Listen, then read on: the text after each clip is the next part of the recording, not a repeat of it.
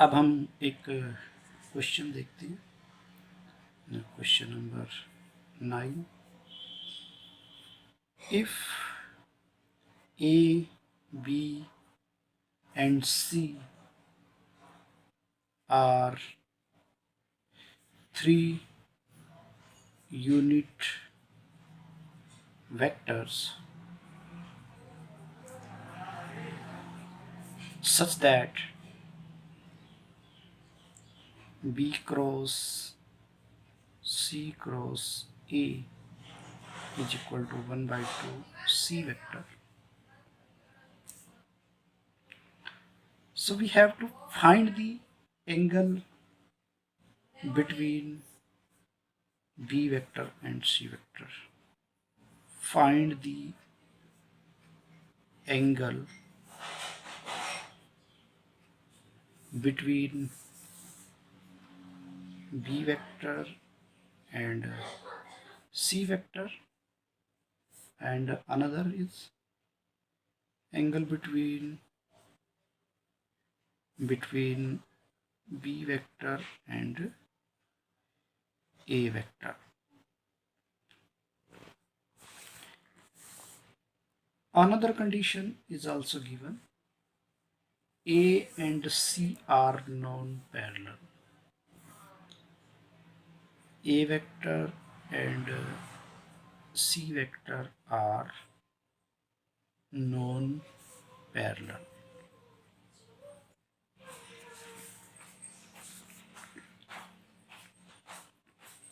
The solution of this question is that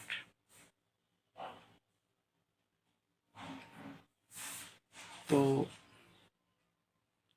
we are given that we are given that B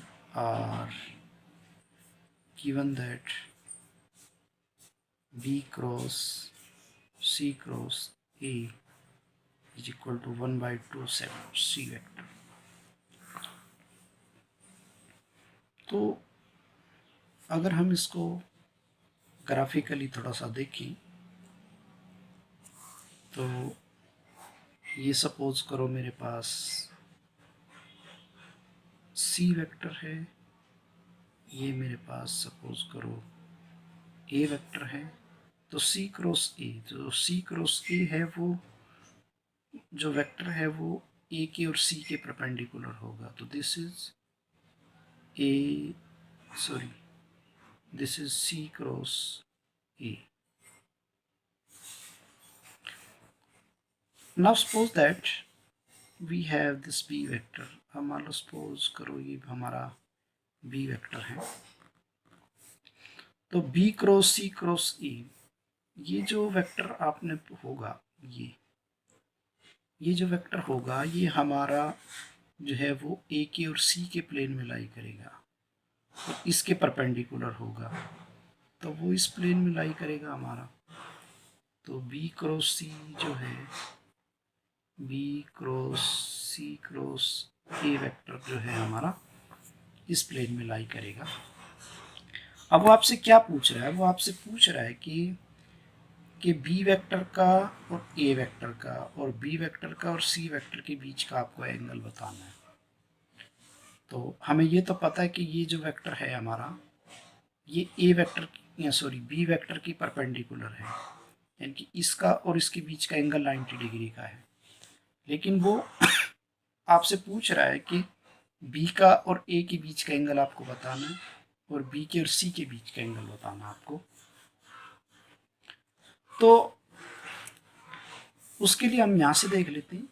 यहाँ से जो scalar vector triple product की जो definition है उसके अकॉर्डिंग ये आपके पास आएगा, this is B dot A into C vector minus B dot सी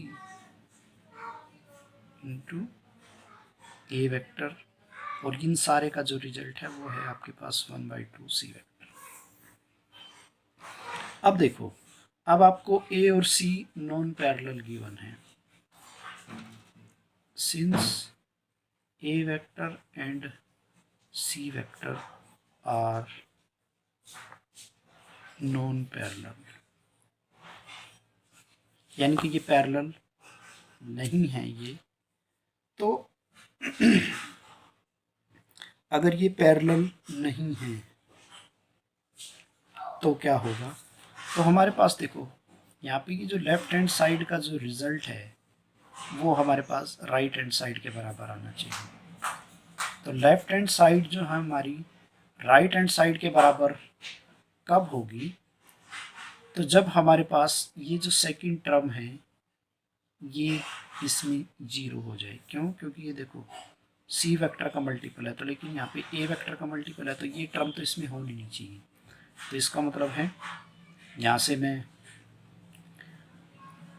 जो है इस टर्म को जीरो के बराबर रखता हूँ, तो B dot C into A vector is equal to zero.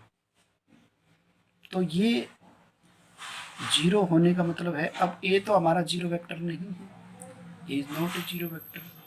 तो इसका मतलब हमारे पास क्या होगा, जीरो होने के लिए सिर्फ बी डॉट सी को जीरो होना पड़ेगा, और बी डॉट सी के जीरो होने का मतलब है मेरे पास कि बी वेक्टर जो है वो सी वेक्टर के परपेंडिकुलर है। Therefore angle between B vector and C vector is 90 π/2। ठीक है।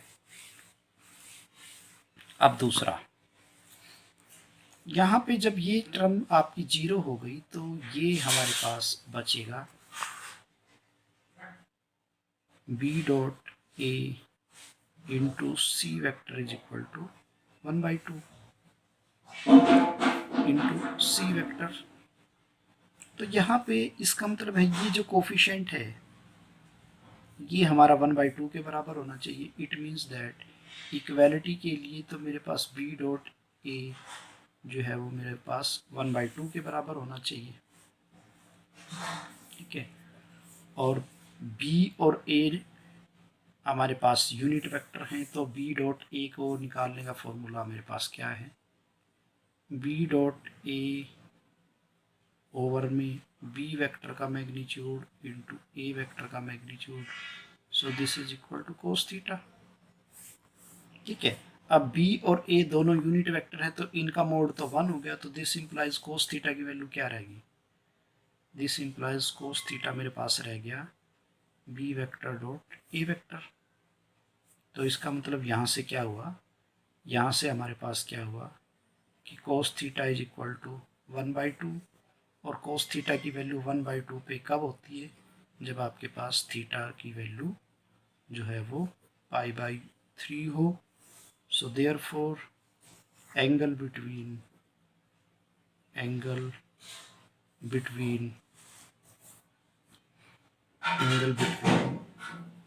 ए vector and B vector is π/3 में 60 डिग्री। अब यहाँ पे आप एक बात नोट करो,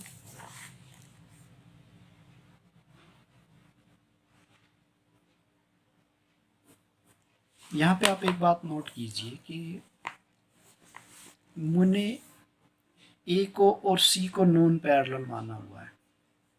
तो अगर ए और सी नॉन पैरेलल हैं आपके पास, तो हमारे पास जो है ए के और बी के बीच का एंगल π/3 आया है, और बी के और सी के बीच का एंगल π/2 आया है।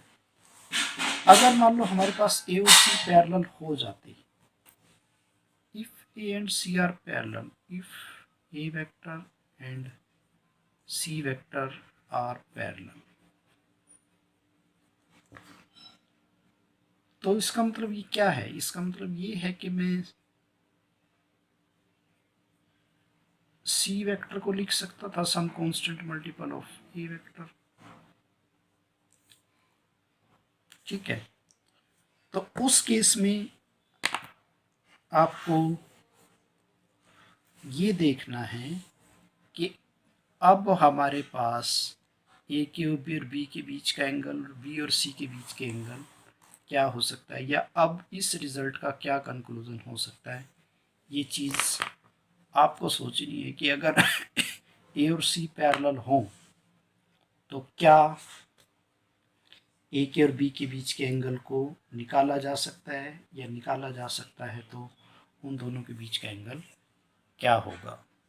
सो ये था इस क्वेश्चंस का प्रूफ, और ये रिमार्क जो है वो आपको खुद सोचना है और इसका आंसर फिर जो है वो फाइंड आउट करना है।